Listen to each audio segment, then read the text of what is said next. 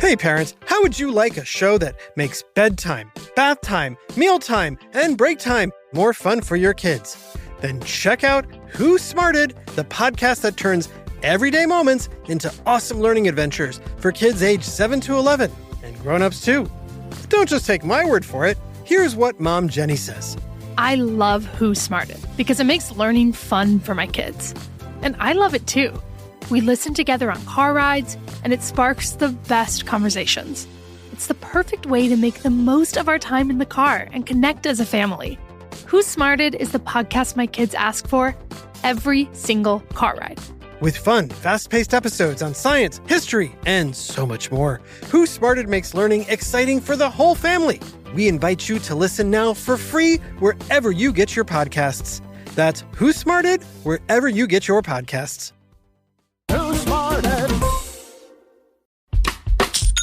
When you think about businesses that are selling through the roof, like Aloe or Allbirds, sure, you think about a great product, a cool brand, and great marketing. But an often overlooked secret is actually the businesses behind the business, making selling, and for shoppers, buying, simple. For millions of businesses, that business is Shopify. Nobody does online business better than Shopify. It's home of Shop Pay, the #1 checkout in the world. You can use it to boost conversions up to 50%, meaning way less carts going abandoned and way more sales going through to checkout. Sign up for your $1 per month trial period at shopify.com/income, all lowercase. Go to shopify.com/income to upgrade your selling today. That's shopify.com/income.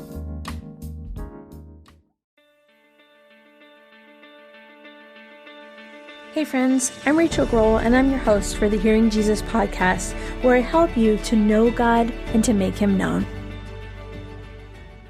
Friends, I am thrilled to have Dr. Curt Thompson joining us today for a very insightful conversation.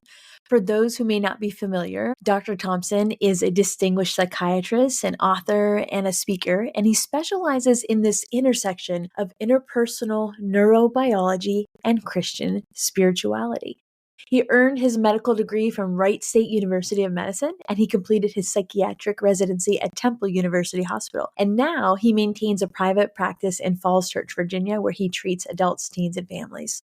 Curt is also the founder of Being Known. It's an organization dedicated to developing resources that explore how our own desires to be known aligns with our need to tell truer stories about ourselves.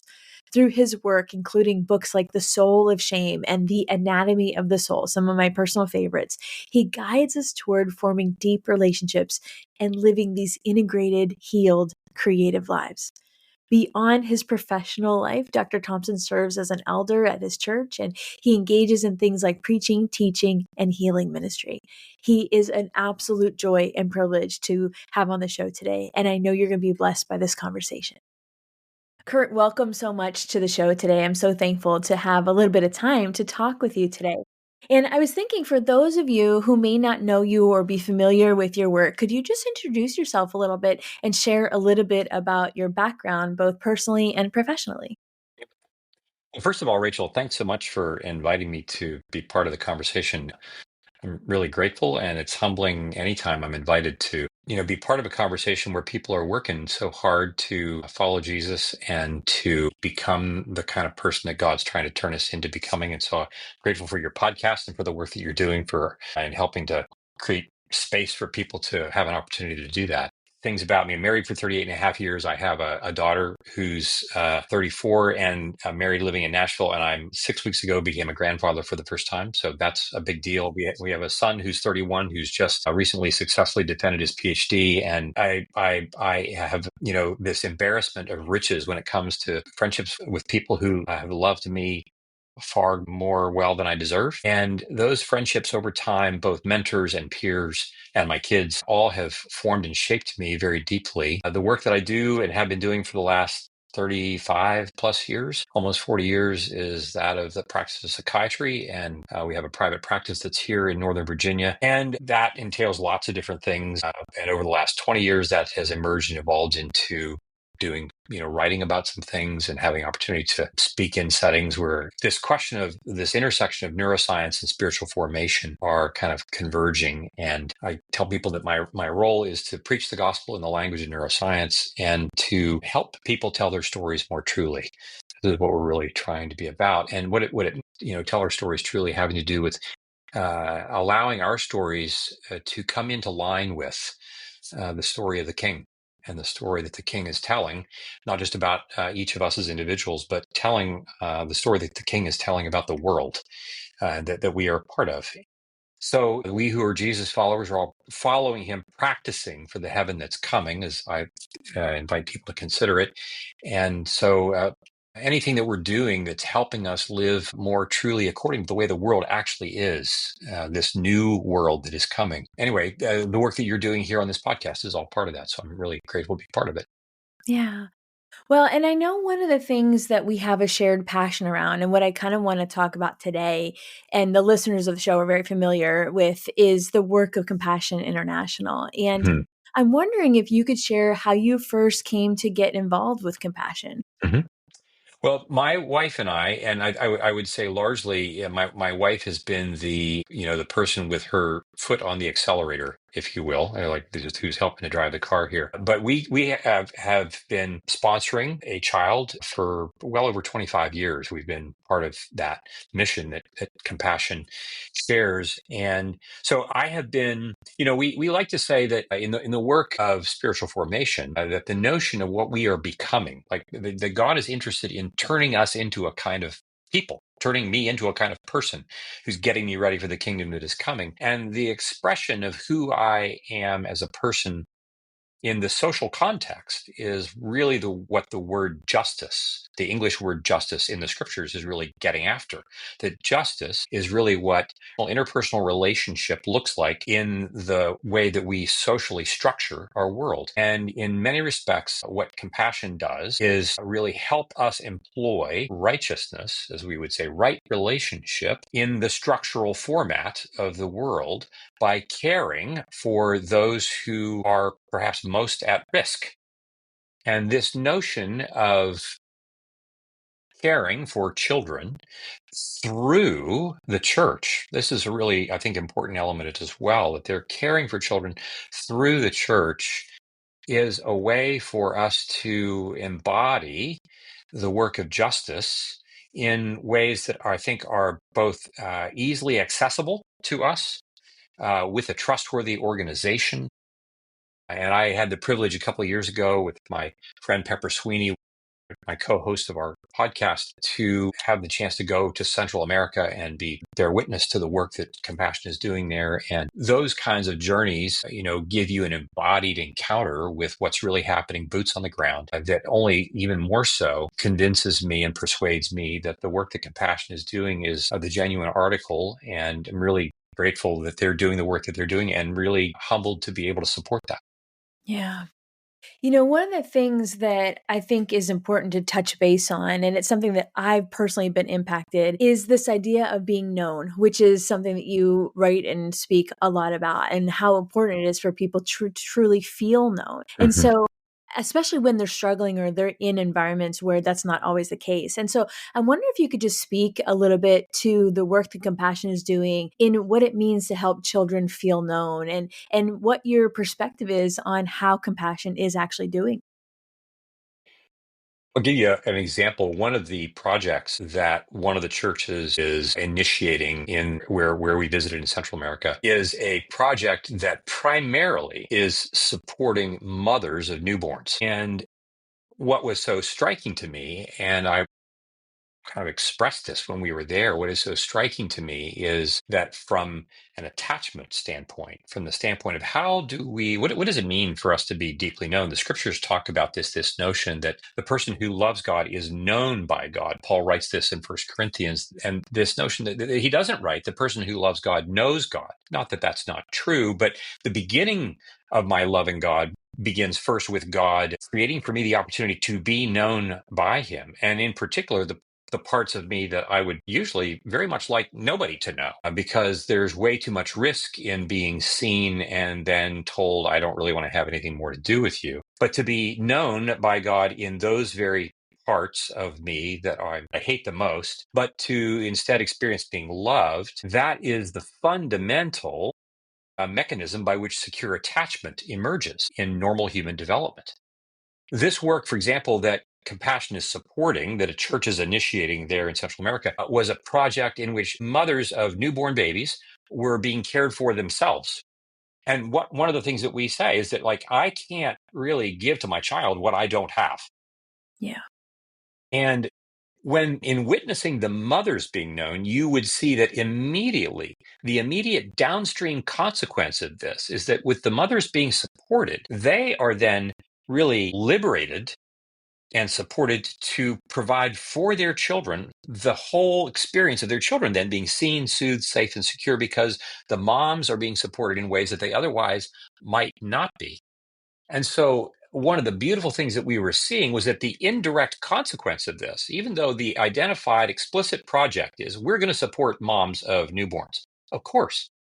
And it's a beautiful thing because it is really the work of supporting the development of secure attachment in those newborns. So those newborns, which will turn into infants and toddlers and then 20-year-olds eventually, are going to be children that have the opportunity to be seen, soothed, safe, and made secure, to be known deeply by their parents, because their parents are being given resources themselves. The moms are themselves being known in ways that perhaps even beforehand they weren't. And this is just one example, I think, of the way Compassion is creating space for people fundamentally to have the experience of being known. We were in another project where Compassion has been working with a church, supporting a church for over 20 years.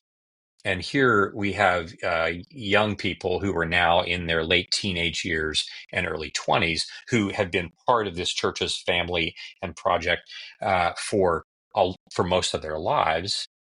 And we heard 20-year-olds say, if it weren't for Jesus and this church, I could only imagine that I would probably either be dead or be in jail. And that's not the voice of someone who has just been given information, or who has been given 3 meals a day, or who has just been given an education. These are people who are being deeply known by the members of this church community that are doing work to create that very space that Paul writes about in 1 Corinthians chapter 8. And this is the fundamental building block of the gospel. The Hearing Jesus podcast is so excited to partner with Compassion International. We believe in Compassion's mission to release children from poverty in Jesus' name.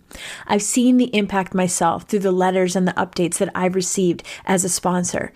It's not just changing the lives of children, it's changing entire families, whole communities, always through the local church and always in Jesus' name.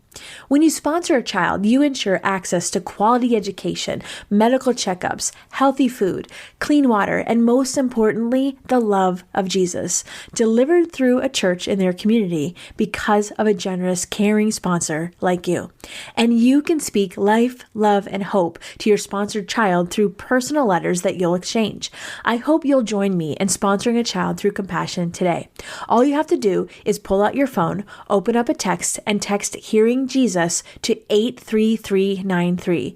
You'll get back a text with a picture of a child who is waiting for a sponsor and a link to sponsor that child. You can also go to compassion.com/Hearing Jesus to choose a boy or a girl to sponsor.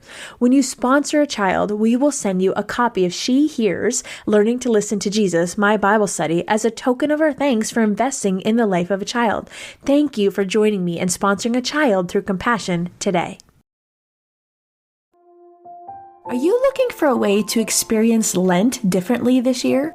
Instead of just giving something up, what if you added in an intentional time of prayer, scripture, and stillness? I want to invite you to join me for the Promises of Lent, a 7-week contemplative prayer series designed to help you slow down, reflect, and truly experience the presence of Jesus as we prepare for Easter. Each week, we'll walk through scripture, breath prayers, and guided moments of reflection, helping you to not just know God's promises, but experience them in a fresh way. The first episode is my free gift to you, available now in the podcast feed. But to access the full series, including all 7 episodes, plus a guided prayer journal and workbook, join me in my Deep Dive Patreon community. If you're longing for a deeper, more personal connection with Jesus this Lent, this is for you. Visit patreon.com/hearing Jesus to learn more. Let's walk through this season together, not just as a time of sacrifice, but as an invitation to be with Jesus. This episode is brought to you by Indeed. When your computer breaks, you don't wait for it to magically start working again. You fix the problem. So why wait to hire the people your company desperately needs? Use Indeed's sponsored jobs to hire top talent fast. And even better, you only pay for results. There's no need to wait. Speed up your hiring with a $75 sponsored job credit at Indeed.com/podcast. Terms and conditions apply. In this way, Jesus also comes to us. In the Gospels, we see that he is coming to us and giving us the opportunity to be known by him, and especially in those places where the disciples themselves, like Matthew, the tax collector, my goodness, how embarrassing could it be other than to be a Jewish tax collector? What more oxymoronic phrase could you come up with? And for Jesus to then put him together with somebody like Peter, put him together with somebody like, Simon the Zealot, this notion of these are people who are so not just different from each other, but they are at war with you. They have enmity with each other. And these are the people that Jesus is going to draw together. So I'm not just being known deeply by Jesus. I'm being known deeply by the others with whom I also have great difference, as a way of forming me into the kind of person who will be able to tolerate the new heaven and earth when it arrives in its fullness. And I see compassion doing all of that in the work that they're doing. Yeah. And this idea of being known, I think it really was something personal to me. Just a quick background for you and for those that don't know my story. We had gone through an international adoption that was a failed adoption. At the end of 5 years and tens of thousands of dollars, our little guy was actually trafficked out of an African country into a European country. And despite all the effort that we went through to try to get him back, and it's a long story, but that was actually just a source of pain in the life of my husband and I. And it's not something that we publicly talk about it. I've shared about it on the podcast in the past, but it's not something I normally talk about. It's a place of, there's healing, but there's also some rawness there. And Sure. One of the things that happened when we were in El Salvador, and when we walked into one of the churches, it was so striking for me because the words "you are known" was up on the wall. And for me, and part of the reason why I do everything that I do, evangelism and discipleship and the podcast and resources, I always say on the podcast, it's to know him and to make him known. And I think in my mind, there was a disconnect where I kind of forgot about the being known part. And when we met our little guy that we sponsor in El Salvador, we didn't realize until we were sitting in front of him that he had the same birth date as the little guy that we lost in the adoption. And it was one of those things where we hadn't told anybody. We hadn't particularly sought out, like we just randomly picked him. I mean, the Lord picked him, but we didn't search out a birthday or anything like that. And as we were sitting at that table, it was just this whisper of the Holy Spirit, like, you're known. I see you. I see that hurt, and it was just this reminder that it wasn't just about the call on my life to make him known, but remembering that I am known. And for me, that trip to Compassion, to see what they're doing in El Salvador, it was healing for me to have this reminder that God knows me and he knows those wounds that I still hold and keep hidden, And I just saw that as such a clear example of how the Holy Spirit was working through that program. And even just different things, like you mentioned, the survival program, some of those mothers and the relationship that they had with the program facilitators, the church staff, you could tell they were known. There was a couple that came through the line that they handed their sandwich off to their child instead of take the sandwich on for themselves. And so I went to go see if I could get another sandwich for the mom, and the staff of the church was already there. And she said, here's a sandwich for the mom because she's not going to take it. She's going to give it to her child. And just little things like that, where we recognize that these women really were known, and the difference it made between them and maybe some of the other mothers that we saw maybe out on house visits that maybe weren't part of the program. And so I just think that aspect of being known at a fundamental level, it's evidenced in all of the holistic programming that we see in compassion. And so you mentioned some of that, the holistic programming that they do. And why is holistic program important in your professional experience? Because I can see the outcomes of it. I know theologically why it's important, but I think from a psychological perspective, why do all of those things matter so much? Well, I think even the way when you ask the question from a psychological perspective, I think that it bears witness to how we even tend to think about the mind in our Western world. And one of the things that interpersonal neurobiology, that's this subset of neuroscience, that's the field that I kind of operate in, interpersonal neurobiology. It's this collection of scientific disciplines that all have a stake in answering the question, what is the mind and what does a mind look like that is flourishing? And, we have a working description of the mind in which we talk about it being an embodied and relational process. That the mind is not just my brain, and it is not just my thinking brain. It is, yes, my brain, but it is my brain extended into my entire body, such that my body is what God begins with, right? He takes mud, he breathes the breath of life into the mud, into the man that he has formed, and man becomes a living being. This is Genesis chapter 2. There is a particular sequence. And so when we talk about all of these different things that we're doing, that they're providing for people, for mothers in this case, for example, they're providing embodied experience that is as much about the renewal of the mind as is their thinking. And as we like to say in our work, first, as human beings, we first sense, and then we make sense of what we've sensed. This is how our thinking brain works. Thinking, whether we know it or not, because the brain is working so quickly, thinking is always following sensing. I'm sensing things very, very quickly. My thinking is happening quickly, but it's not happening nearly as quickly as my sensing is in terms of the mind's operational structure. This is crucially important then when it comes to asking, well, how are we going to be helpful for a person's spiritual well-being? And we would say, well, first we want to make sure that they've got stomachs that are full. First, we want to make sure that they are being seen and soothed in all aspects of their minds. And so, in the West, we would say, oh, well, there is this psychological piece of this. And we would say, right, but the psychological piece is actually first embodied before it is even this thing that we call a psychological domain of what the mind is about.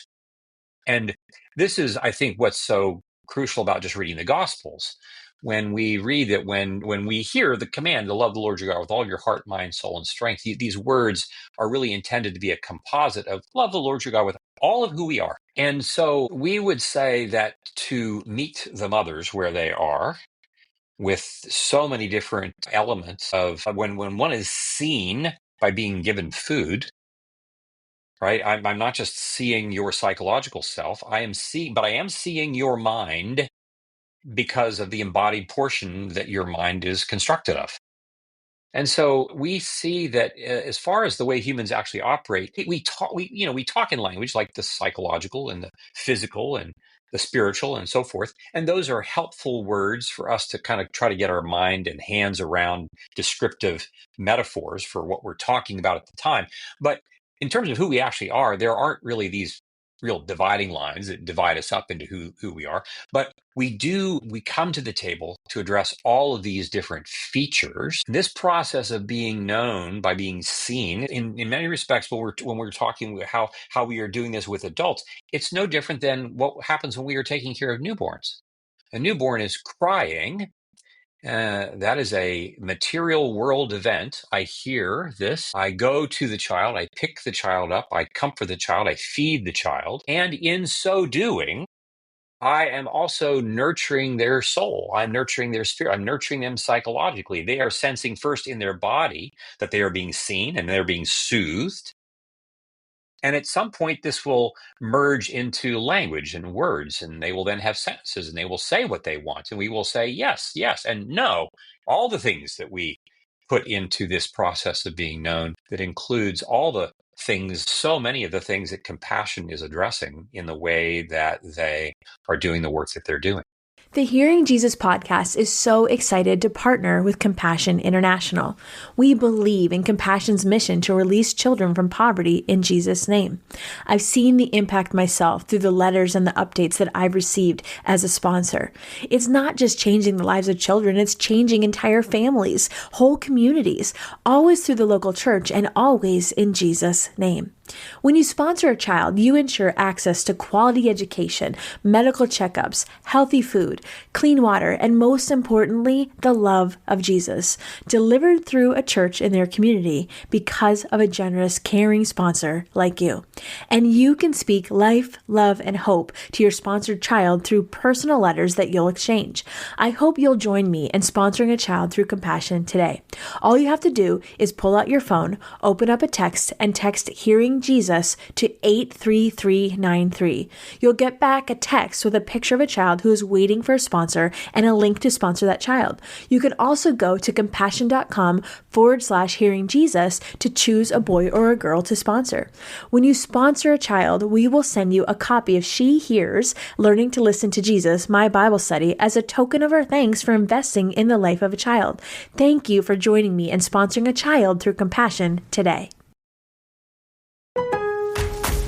Springfest deals are still in full swing at Lowe's. Right now, get 5 bags of Stay Green Premium Color 2 cubic foot mulch for only $10. And get up to 40% off select major appliances. Plus, save up to $300 when you buy 2 or more select GE kitchen appliances of $396 or more.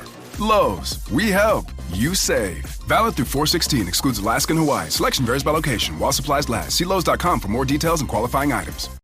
This episode is brought to you by the Toyota Grand Highlander. From daily routines to life-changing adventures, the Toyota Grand Highlander is spacious, powerful, and ready to take on life's grand challenges. Advanced safety features and innovative technology give you confidence for whatever life throws at you. And it's available in a hybrid Nightshade Special Edition, which includes sophisticated gloss black exterior accents and 20-inch black alloy wheels. Learn more at toyota.com/Grand Highlander.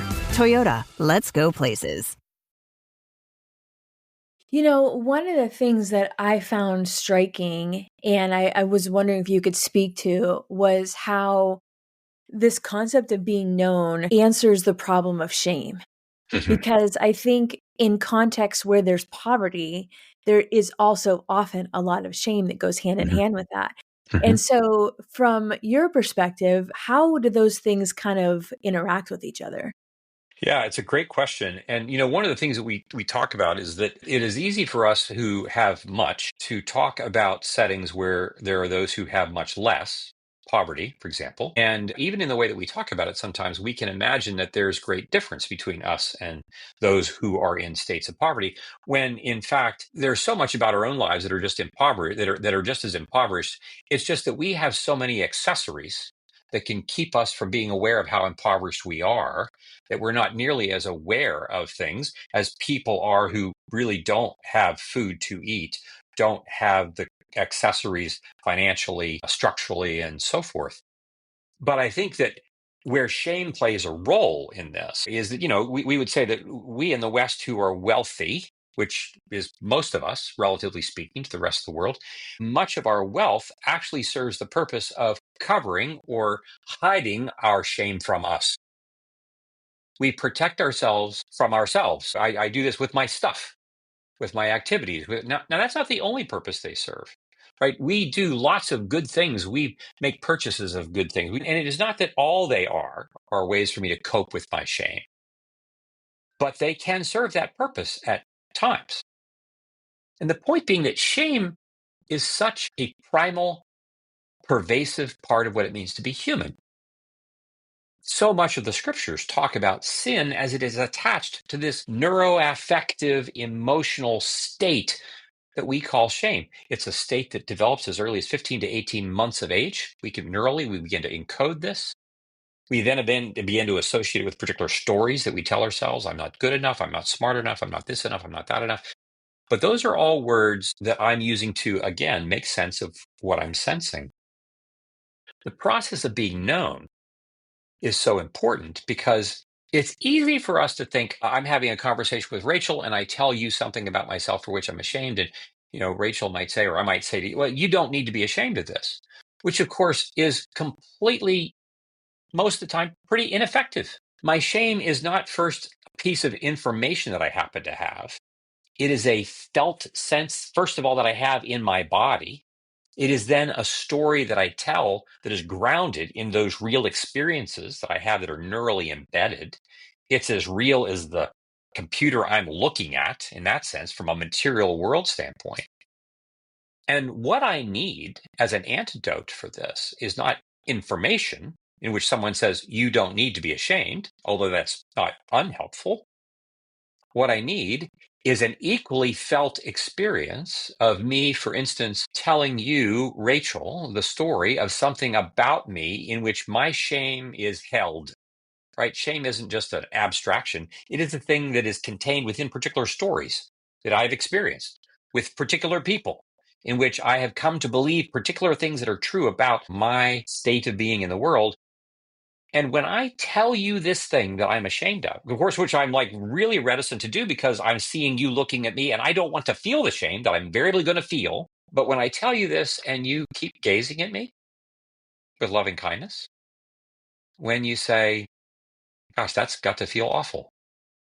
When I bring the parts of me that feel and that I sense the shame in the room in real time and space, and you don't leave the room, nor do you look at me with condemnation or contempt, but you come closer, that becomes literally the experience that I then receive. I feel it in my body. I sense someone actually dismantling neurally, neurobiologically. I'm being given a very different experience in real time and space in the very presence of my experience of shame. And so as I sense this shame, but see your face of loving kindness, hear your voice of loving kindness, literally, that experience begins to alter my neurally expressed and remembered experience of the shame itself. And because that shame is embedded in an embodied way, largely housed in parts of my brain that I don't have access to just cognitively restructure that, I just don't think something differently, and then the shame magically goes away. Because it happens in an embodied way because of an episodic, real time and space experience with another human being, I begin to have a differently felt, sensed encounter of the very thing that 30 seconds ago I only knew in my chest, in my face, to be an experience of great shame and contempt. And we would say this is what Good Friday is all about. That God comes and meets us head on, full on, in our shame by becoming shame embodied to its maximal extent, stripped naked, beaten, to not just shame Jesus, but to shame the people that are, this is what the Romans would do. They would humiliate a society by crucifying hundreds of people publicly, naked, in this way, maximizing the use of contempt. And what God is saying is that this contempt does not frighten me. When we read in the Hebrews this notion that therefore that he looked upon the cross and he despised its shame, looking forward to the joy that he would have beyond that, right? Enduring this suffering, despising or disregarding the shame. He's not pretending shame doesn't exist. He's wading right into it where we live and saying, I'm going to come be with you. And then you and I, we are coming out the other side in resurrection. It's really difficult for me to believe that I'm fully loved until and or unless you can join me in the very places where I am convinced I am unlovable. And not just as an abstract idea, but as I feel it in my chest, in my body, my very sense of how I've embedded it in my mind. It's only with practicing having someone coming to find me and give me the sense of being known in that space that we create the opportunity for shame to be healed and our stories to begin to be rewritten. Oh, that's so powerful. It's so powerful. And I think about the moments where I've had the privilege with compassion to go into some of the homes that are vastly different than the homes that most of us live in, or to hold babies that are born into vastly different circumstances and situations than, what our children are. I think about my own moments in my past where the Lord has used people in my life to deal with some of those moments of shame and the healing that happens, that exchange in those moments. I'm a visitor looking in, but the reality is the local church that Compassion works through is doing this work day in and day out through not just when kids come to the center, but by going into the homes where these children live and doing the very things that you're talking about. I think there's one more aspect that I would love for you to touch base on, and that is how it impacts us when we make the decision to support the work of Compassion. And whether that is sponsorship or one of the things that we're doing on our shows, we're making it a goal to help try to fund one of these survival programs for these mothers this year. So whether you're contributing just $5 to that survival fund, or you are making the decision to, write letters and sponsor a child, how does that impact us? Because we've talked all about how that impacts the child and how it impacts the families, but what's the flip side of that? And what are the impacts on our own response when we take that step?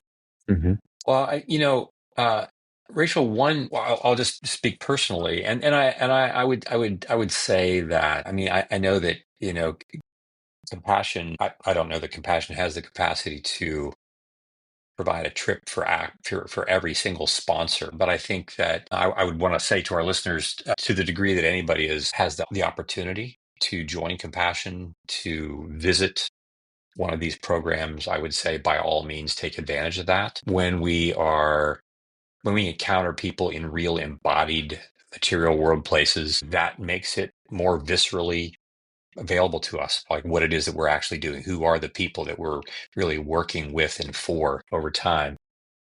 But I would say this, when we are willing, and this is where I would say one of the most important elements of being involved as a sponsor is the added discipline of asking the Spirit to reveal to us in what way will this process of giving $43 a month. Yes, I'm giving my money, but I want that what I'm doing is like I'm opening a portal, I'm opening a door in which I'm going to provide my funding. But if the door is open, it also means that I want to be open to what the Spirit is really wanting to do within me in this regard. Yeah.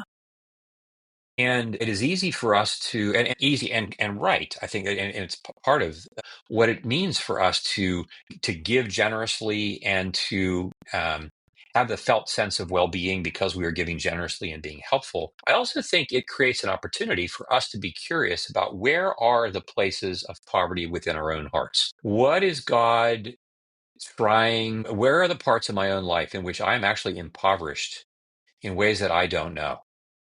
How does becoming more attuned to what Compassion is doing, how does becoming attuned to that actually create opportunity for God to open increase my awareness to places within my own heart where my own shame still exists, where I am continuing to use accessories in my own life to protect myself from myself? How is God going to use this to transform me, and not just by making me more generous, but all of which will be possible and likely and hopefully will take place, but also in a way in which God is going to allow this to shape me into more of the kind of person he wants me to be in ways that I would never have imagined unless I'm actually willing to open this door to partner with Compassion in this way. Yeah. Yeah, that's powerful. I know I've seen it in my own life and even in the life of my children. And, we keep the photos of the children that we sponsor right on the fridge. And it's just become habit now that anytime somebody goes to the fridge, they say a prayer over those kids. And so I've seen it happen in ways where God is developing things in our prayer life. But then beyond that, it's opening up opportunities for conversation, for discipleship of my children, to talk about God's heart for the nations and what it looks like to be in relationship with people that we've never actually physically, tangibly met, through letter writing and through our support. And so I think on a very practical level, it can be such a powerful tool for us to be introspective and to think about those things, prayerfully consider, are there areas of poverty in my own life? When I'm staring at a fridge full of food, I don't necessarily think about poverty in my life. But yet Right. when I'm looking at the pictures of those children on my fridge before I open those doors, it does cause me to think about the differences and the things that I might be unaware of if I'm not paying attention. Right. All super amazing points. I'm so thankful for just the time that we've had to just spend talking about some of these things. I feel like we could Yeah. probably talk about it all day Yeah. long. Yeah. Indeed. One of the things that I think that I would just as a closing question is to see, what would you say to somebody that's kind of on the fence, that has been maybe listening to some of these episodes or some of the things that I've shared, and they've been kind of just on the fence thinking about their investment in compassion. Like, what would you say to that person to encourage them to kind of just take that next step? Well, I think, given what I do and the kind of work that I do, what I probably would be primed to do with them if they're on the fence. My question, I think I would have a question for them, and my question would be, I'm wondering what you're worried about. What is it that you're worried about that will happen if you decide to do this? What's the worry? What is it? And I'm not asking that. I wouldn't be asking that question like, what are you worried about? You shouldn't be worried. You shouldn't, what's keeping you back in some condemning way. Not that at all. Again, Jesus is never coercive about anything. God is not coercive. And even when it comes to his invitation for us to live lives of justice, he doesn't twist our arms about this. Now, of course, if we choose not to live lives of justice, there will be consequences for this. We see it in our world all around us, but he's not coercive. And this is perhaps why it is that, we look at the world and we are so maddened by it, because we wish God would be more coercive. We wish that he would do things in the way that we would, and do it at the speed at which I would like him to do it, and so forth. Not least of which because maybe he could hurry things up with me in my own life, help me to get, transformed in a more effective, efficient way. But when people are on the fence, that means that they're telling a particular story. There's some story going on in their mind about what they think will be true if they begin to go down this road. And if they're hesitating, there's something about their story that gives them pause, that gives them something that's not quite comfortable. And I would be curious about what that is. I'd be curious about what the story is. What is the story that you're telling yourself that perhaps actually this introduction to compassion and the offering that you have here, is this not a way for God to enter into that particular part of your story and to walk with you into a place of greater confidence and comfort and perhaps healing and regeneration about the part of your story that is now telling you to be worried about what might happen if you were to take this next step? And so that's the thing that I would probably say. I mean, of course, we don't have infinite amounts of money. At least most of us don't. And so we might say, well, how many children am I supposed to sponsor? Am I supposed to, if I just give all of my 40? I'm going to pick 100 children. I'm going to $4,300 a month. They're like, wait. We would say that that's not the question. The question is, what am I afraid of to just sponsor one child? And might it not be that the very act of considering this is yet one more way that God is trying to turn us into the kind of people that he wants us to be, even in ways that we're not aware of? The opportunity for our listeners who are wondering this and they're on the fence, like, gosh, I never knew that I had this part of my life that I was afraid of, until I'm listening to Rachel have this conversation. And it's not just about sponsoring a child for compassion, but it's also about God turning me into somebody, addressing some part of my life that I didn't even know had anything to do with compassion. And yet here we are. Yeah, oh, that's so good. So much wisdom there. So much wisdom. Curt, thank you so much for just sharing some brief insights and just talking about this discussion of the work that Compassion is doing and how it's impacting families, not just in country, but all over the world as we are taking that step of faith and joining God in that work. You would like to learn more about sponsoring a child or the personal goal that we have on the Hearing Jesus podcast to fund a full survival program this year for mothers and babies, please visit the link in the show notes. It's shehears.org/compassion, or you can text the words Hearing Jesus to 83393. Again, that's shehears.org 888-438-compassion, or you can text Hearing Jesus to 83393. Curt, thank you so much for joining us today. Rachel, it's been a pleasure. Great to be part of this. Yeah, take care.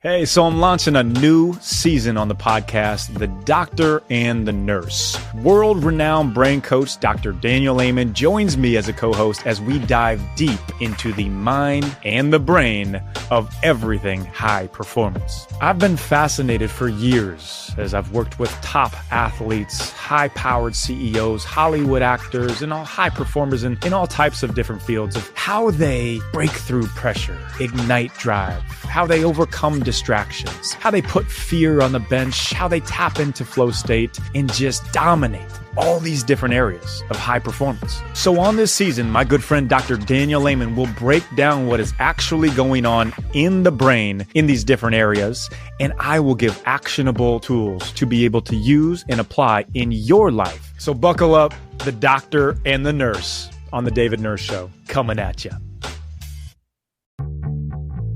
My name's Preston Sprinkle, and I host the Theology in the Raw podcast. Theology in the Raw aims to help believers to think Christianly about theological and cultural issues by engaging in curious conversations with a diverse range of thoughtful people. I have conversations with a wide range of different guests who come from different perspectives, and no topic is off limits. Sexuality, abortion, politics, LGBTQ, warfare, violence, marijuana, immigration, you name it. If you have a theological or cultural issue that you have been wrestling with over 1,100 episodes, we've probably talked about it on Theology in the Raw.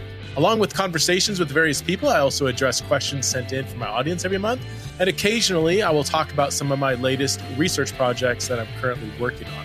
Theology in the Raw is not for everyone. It is uncut, uncensored, and I don't give trigger warnings. So check out Theology in the Raw through your favorite podcast app.